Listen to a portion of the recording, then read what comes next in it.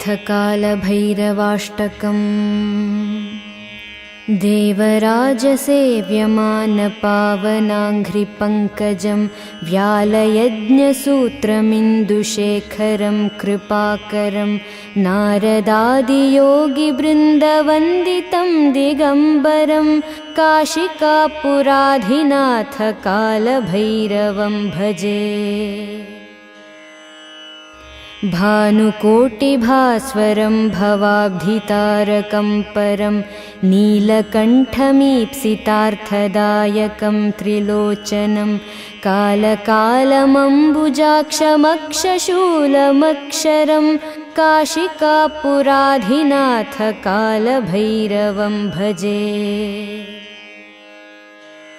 शूलटङ्कपाशदण्डपाणिमादिकारणं श्यामकायमादिदेवमक्षरं निरामयं भीमविक्रमं प्रभुं विचित्रताण्डवप्रियं काशिकापुराधिनाथ कालभैरवं भजे। भुक्तिमुक्तिदायकं प्रशस्तचारुविग्रहं भक्तवत्सलं स्थिरं समस्तलोकविग्रहं निक्वणन्मनोज्ञहेमकिङ्किणीलसत्कटिं काशिकापुराधिनाथ कालभैरवं भजे।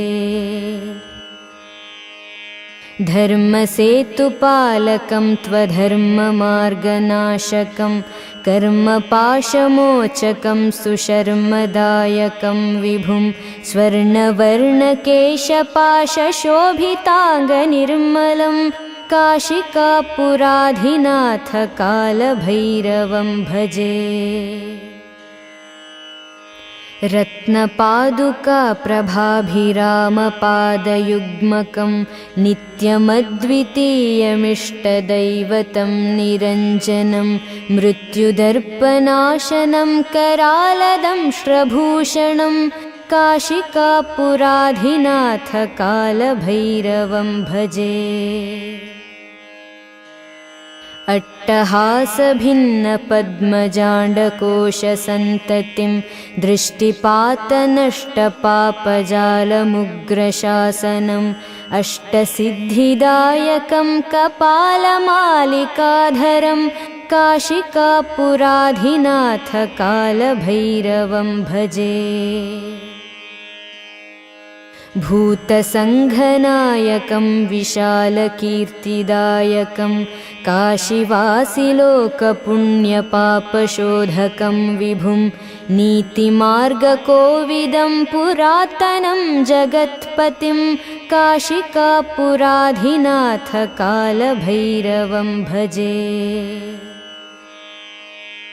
कालभैरवाष्टकं पठन्ति ये मनोहरं ज्ञानमुक्तिसाधकं विचित्रपुण्यवर्धनं शोकमोहलोभदैन्यकोपतापनाशनं ते प्रयान्ति कालभैरवाङ्घ्रिसन्निधिं ध्रुवं ते प्रयान्ति कालभैरवाङ्घ्रिसन्निधिं ध्रुवम्।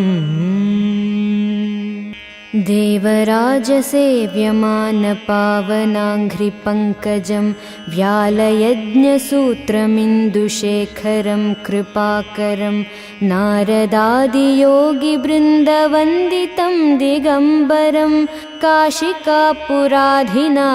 कालभैरवं भजे। भानुकोटिभास्वरं भवाब्धितारकं परं नीलकण्ठमीप्सितार्थदायकं त्रिलोचनं कालकालमम्बुजाक्षमक्षशूलमक्षरं काशिकापुराधिनाथ कालभैरवं भजे।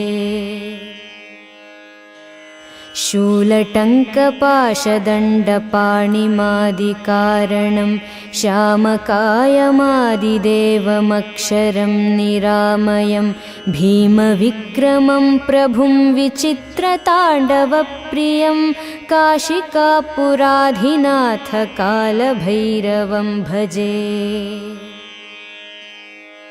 भुक्तिमुक्तिदायकं प्रशस्तचारुविग्रहं भक्तवत्सलं स्थिरं समस्तलोकविग्रहं निक्वणन्मनोज्ञहेमकिङ्किणीलसत्कटिं काशिकापुराधिनाथकालभैरवं भजे। धर्मसेतुपालकं त्वधर्ममार्गनाशकं कर्मपाशमोचकं सुशर्मदायकं विभुं स्वर्णवर्णकेशपाशशोभिताङ्गनिर्मलं काशिकापुराधिनाथकालभैरवं भजे। रत्नपादुकाप्रभाभिरामपादयुग्मकं नित्यमद्वितीयमिष्टदैवतं निरञ्जनं मृत्युदर्पनाशनं करालदंष्ट्रभूषणं काशिकापुराधिनाथकालभैरवं भजे। अट्टहासभिन्नपद्मजाण्डकोशसन्ततिं दृष्टिपातनष्टपापजालमुग्रशासनम् अष्टसिद्धिदायकं कपालमालिकाधरं काशिकापुराधिनाथकालभैरवं भजे। भूतसङ्घनायकं विशालकीर्तिदायकं काशीवासिलोकपुण्यपापशोधकं विभुं नीतिमार्गकोविदं पुरातनं जगत्पतिं काशिकापुराधिनाथकालभैरवं भजे। कालभैरवाष्टकं पठन्ति ये मनोहरं ज्ञानमुक्तिसाधकं विचित्रपुण्यवर्धनं शोकमोहलोभदैन्यकोपतापनाशनं ते प्रयान्ति कालभैरवाङ्घ्रिसन्निधिं ध्रुवं ते प्रयान्ति कालभैरवाङ्घ्रिसन्निधिं ध्रुवम्।